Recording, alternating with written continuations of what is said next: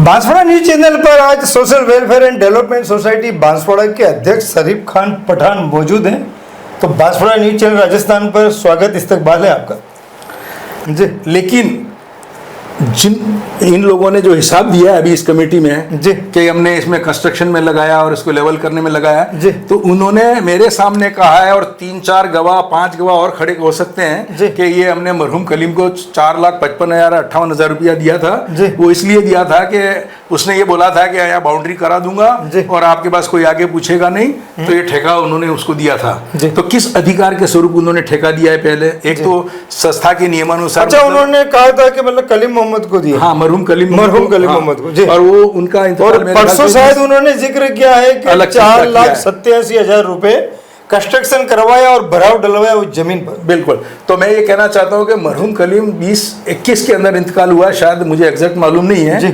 तो इसके पहले उन्होंने पैसे दिए थे, ठीक है। तो व्यवस्था कहाँ से की थी? जो अब वो कह रहे हैं कि हमारे पास पैसा कहाँ था जी। तो उन्होंने हमारे सामने कैसे बोला? मैं समाज के सामने 4-5 गवाह पेश कर दूंगा कि उन्होंने ये कहा था। और ये हाजी शकील साहब को लेके गए थे, अनवर साहब को लेके गए थे और कई सज्जन उनके साथ गए थे वहाँ पर सदर अंजुमन के पास में। तो वहाँ पर भी मतलब जो है कोई बात जो है फैसला नहीं हुआ था। तो उसके बाद उन्होंने ये कदम उठाया, ऐसा बोल रहे हैं। लेकिन क्योंकि सोसाइटी के अंदर जाने के लिए हमको इसमें प्रॉब्लम थी और सोसाइटी की जमीन की वैल्यू उससे कम हो रही थी, उसको हटाना जरूरी था। उस मीटिंग में 11/5/18 को मीटिंग में ये तय हुआ कि हाँ, अब सोसाइटी के लिए उस जमीन को, उसकी दीवारें को हटा दिया जाए। उसके लिए सदर साहब ने हमारी मदद भी की कुछ। 8 जुलाई 2018 को होटल राज पैलेस में एक मीटिंग रखी। उस दिन हम मौके पर पहुंचे, वहां पर उस दीवार को गिरवाने के लिए जेसीबी आई, देर से आई, लेकिन फिर वहाँ पर कुछ लोग हमारे ही कौम के आकर सामने खड़े हुए कि इस तरह से ये हमारे कब्रिस्तान की ज़मीन है, आप इसको हटा नहीं सकते। फिर वो एज इट इज़ रही और उसको हटाया नहीं गया। 5 जून से पहले करीम साहब मौजूद हैं। करीम साहब ने, हमने मिल करके एक ठेकेदार के थ्रू काम करवाया, ज़मीन का उसको बाउंड्री को हटवाया, भराव डलवाया। इस तरह से उस पर कुछ खर्च भी हुआ और खर्च हमने चाहे तो हम ये समझें केस बुक में वो उधार माना गया बराबर देने के लिए। 5 जून 2022 को सोसाइटी के द्वारा एक मीटिंग वहाँ पर रखी गई, उसी जगह पर 16 बिस्वा जमीन पर। और उस मीटिंग में ये तय हुआ कि 12 आदमियों की एक कमेटी बनाई जाए जो जमीन को बेचने का और खरीदने का काम करे। तो उसमें 12 आदमियों की एक मीटिंग, एक ग्रुप बनाया, कमेटी बनाई खरीदने और बेचने के लिए। लेकिन वो तब मेरा तारुफ हुआ था कलीम मोहम्मद खान से। उसके पहले मैं कलीम मोहम्मद खान को जानता भी नहीं था। लेकिन ये बात जरूर है कि वो 4 पंचों की मीटिंग की, उस मीटिंग में मैंने कलीम मोहम्मद खान का ही सहारा लिया, उनकी मदद ली। उनको ही कहा कि भाई ये मीटिंग करवानी है अपनों को और इसमें कौम का फायदा है। और इस तरह से उन्होंने साथ लेकर के उस मीटिंग को कामयाब बनाने के लिए मदद भी की। लेकिन आपके सामने है कि मेरे पास 5 लाख रुपए कब आए और कब मैंने कहाँ पर खर्च कर दिया, ये कहाँ किसको दे दिया। जब मुझ पर इल्जाम लगा तो मैंने पता लगाया कि कलीम साहब मरहूम का इंतकाल 22 अगस्त 2021 को हो चुका है और उससे भी 6 महीने पहले वो बिस्तर पे थे, किसी से मिलना जुलना था नहीं उनका। तो आप अंदाजा लगा लीजिए कि ये बात अगर मैंने कलीम साहब को दी तो 2021 में दिए होंगे पैसे, और 2021 में मेरे पास पैसे कहाँ से आए होंगे। और 2021 में इनके इंतकाल के टाइम पे मेरे पास बैंक बैलेंस है 10,908 रुपये और 50 पैसे। तो मैं जेब से लेकर के पैसा अगर दूं किसी को दूं, हालांकि दिया नहीं, कोई ऐसी बात नहीं, मेरे पास आया नहीं, कहीं से मैंने दिया नहीं, कहीं मैंने घोटाला नहीं किया। और अगर मान लो मैंने जेब से दिया, मान लो मैंने जेब से दिया किसी को, तो किसी को क्या इतराज हो सकता है?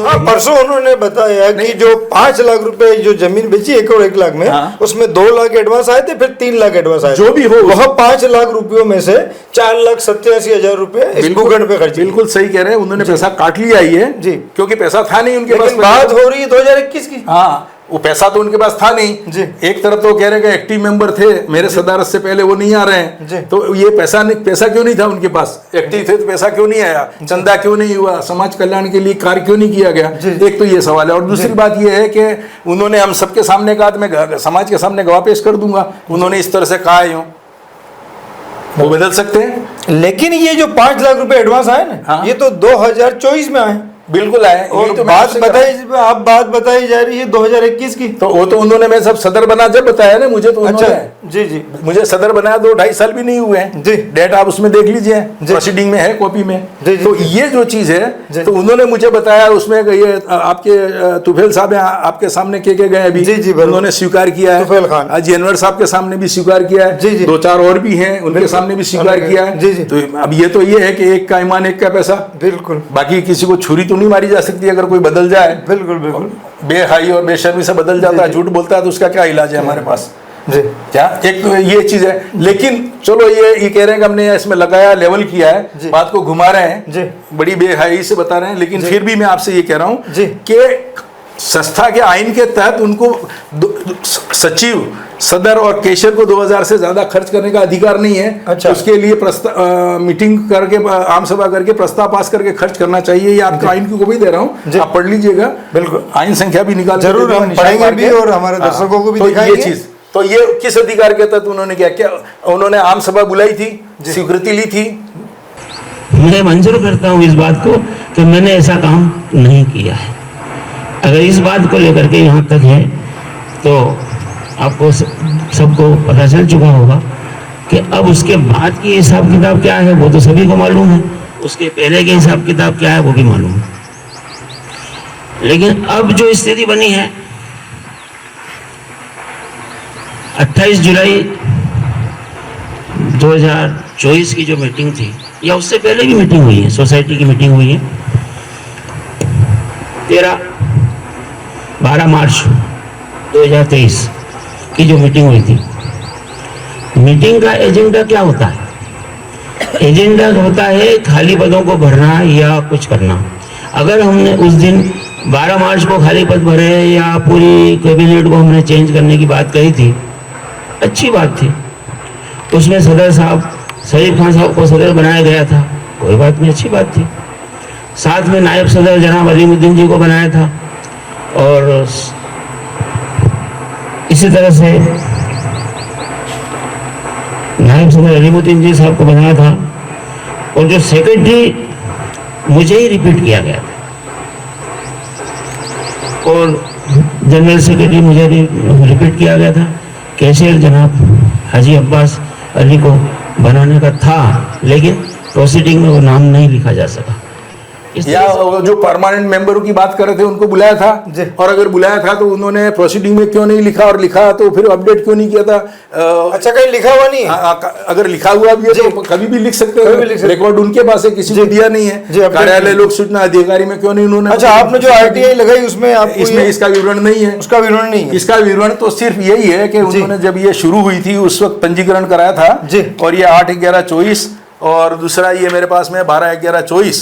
ये जो ये दोनों मैंने आरटीआई लगा के निकलवाया है, तो उसमें आप पढ़ लीजिए स्पष्ट रूप से कि इससे पहले कोई मतलब जो है सूचना नहीं दी गई है। बिल्कुल ठीक है साहब, ये दोनों कॉपी आपको पेश की जरूर, हमें हमारे दर्शकों को भी दिखाइएगा। तो फिर वो जब उन्होंने किया तो अनियमितता बरती है कि नहीं बरती है? सब किस नियत से उन्होंने अनियमितता बरती है? या तो गोलमाल की है, या फिर मतलब है कि उनकी लापरवाही है, वो अयोग्य है संस्था को चलाने के लिए सुचारू रूप से। आपकी क्या राय है? मैं आपसे पूछ लेता हूँ। बिल्कुल बिल्कुल, लापरवाही तो कही जा सकती है, क्योंकि बात पहले बताई जाए 2021 की, और ये जो पैसा आया है जमीन बेचने का एडवांस, ये 2024 के एंड में आया। और मैं ये नई जमीन खरीदी ना, उसका भी थोड़ा सा खुलासा करें। उसका तो जैसे 1 करोड़ 1 में खरीदी, फिर अपन ने जो है उसको जी हाँ, इसका भी कयूम साहब बैठे हैं और बता रहे हैं कि इसका भी खुलासा किया जाए। तो जब जब इन्होंने सौदा किया होगा तो वो कौन लोग थे मुझे नहीं मालूम, लेकिन जब एडवांस देने गए थे उस वक्त हम 50,000 रुपये एडवांस देने के लिए मैं और कलीम साहब यहाँ बैठे हम मौजूद थे। उस दिन भी हमारे कैशियर जनाब हाजी अलीमुद्दीन जी हमारे साथ मौजूद नहीं थे। हालांकि ज़मीन कौन सी थी ये उस वक्त तक भी मुझे मालूम नहीं था। एडवांस देने के बाद ज़मीन मैंने देखी कि ये ज़मीन है, मैं कोई बात नहीं, ठीक है, अच्छी बात है। उसके बाद में 12 आदमियों की कमेटी में उस ज़मीन को लेने के लिए ये बात फैसला किया भाई हमने ज़मीन खरीद ली और ये बात आगे बढ़ी और रजिस्ट्री हुई। जुलाई में रजिस्ट्री हुई है 12 जुलाई को, और उसके बाद की स्थिति मालूम है आपको।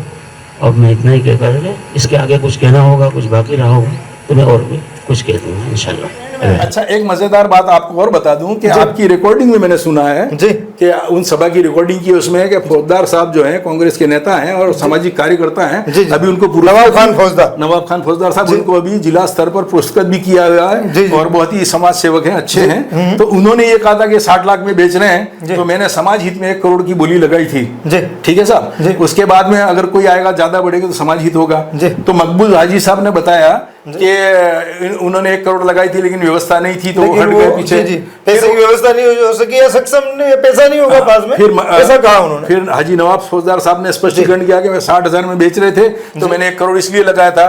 तो इसका मतलब है कि 60 लाख में कैसे बेच दे रहे थे। नवाब फौजदार थोड़ा वहाँ नाराज हुए थे। उन्होंने क्षमा भी मांगी, माफी मांगी। मकबूल साहब ने कहा कि मुझसे गलती तो मैं और उस दिन मीटिंग में थे हुआ खरीदार भी मौजूद थे। हमारे पास लास्ट बोली थी 1 करोड़ रुपए की, और नवाब साहब बैठे हैं, फौजदार साहब, उन्होंने ये कहा कि नहीं मैं तो अब इसका सौदा करने में सक्षम नहीं हूँ। फिर तब जा कर के ये फैसला लिया कि अब किसी और को दिया जाए, तो परवेज साहब को बुला करके बाकी मकबूल साहब ने भी ये कहा कि नवाब साहब से पूछा गया तो उन्होंने बोला कि सक्षम नहीं है, ये मान गलत है। मैं इसका खुलासा करना चाहता हूँ। और उस कमेटी में भी मैं ही था, 12 कमेटी के जो मेंबर थे, खरीद फरोख्त की बात थी, और मुझे लगा कि जमीन 1 करोड़ से ऊपर की है, कम की नहीं है। तो मैंने प्रोसीडिंग में लिखवाया था कि 1 करोड़ मेरी तरफ से, और इससे ऊपर अगर आता है तो कमेटी किसी को भी दे दे, मुझे कोई एतराज नहीं, क्योंकि मेरा यह मकसद था कि पैसा वेलफेयर सोसाइटी के पास ज्यादा से ज्यादा आए। बस इतनी सी बात मैं खुलासा करना चाहता। मेरे कहे हुए शब्दों को मैं वापस लेता हूँ। मुझसे गलती हुई इस बात की कि इन्होंने ऐसा कहा, और मैं इनके लिए तारीफ करता हूँ। उन्होंने सोसाइटी का भला चाहा और 1 करोड़ रुपये लगाया, वो बहुत बड़ी बात है, बहुत अच्छी बात है। क्योंकि आगे बढ़ने के लिए जरूरी है कि एक लाइन बनाई जाएगी, बनानी पड़ती है, तो उन्होंने वो लाइन बनाई ताकि उस लाइन से आगे ही बढ़ने के लिए फिर दूसरा मौका हमको मिला। अगर उन्होंने 1 करोड़ की लाइन नहीं बनाई होती तो आज हम 1 करोड़ 1 लाख रुपए तक में नहीं आते। ये कहना चाह रहा हूँ आपसे कि जब उन्होंने इस तरह से बात कही है तो वो 60 लाख में भी बेच रहे थे, तो किस आधार पे बेच रहे थे? क्या उन्होंने मतलब जो है वहाँ पे आम सभा बुलाई थी और स्वीकृति ली थी कि 60 लाख में या 70 लाख में बेच दें? कैसे अनियमित रूप से कार्य कर रहे थे? इससे संदेह उत्पन्न होता है या नहीं होता? उन्होंने भी आरोप लगाया है कि अगर मैं बीच में नहीं पड़ता तो इस जमीन को कमेटी के ही 5 लोग 60 लाख रुपए में खरीद लेते, अगर नवाब फौजदार बीच में नहीं आते और 1 करोड़ की बोली नहीं लगाते तो। कि ये जमीन 1 करोड़ रुपए में नवाब फौजदार ने लगाए थे, और इन्होंने बोला था कि मैं सक्षम नहीं हूँ, मैंने ऐसा कुछ बोला नहीं था। ये क्या, इस कमेटी के ही मेंबर 5-6 थे, उस जमीन को 50 से 60 लाख लेने में तैयार थे। एक दूसरे की बातें चल रही थी। मेरे को ही लगा कि ये जमीन कम से कम 1 करोड़ की है, तो मैंने सोसाइटी को फायदा पहुंचाने के लिए 1 करोड़ रुपए लगाए थे।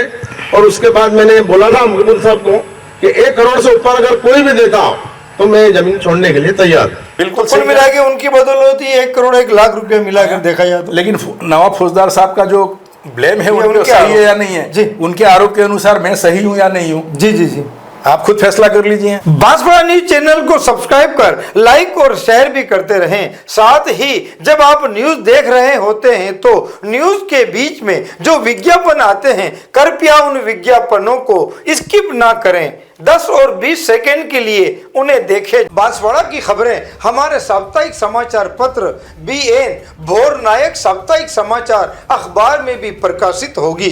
संपादक प्रकाशक शहजाद खान, बांसवाड़ा संपादक एवं ब्यूरो चीफ सईद मिर्जा की कलम से।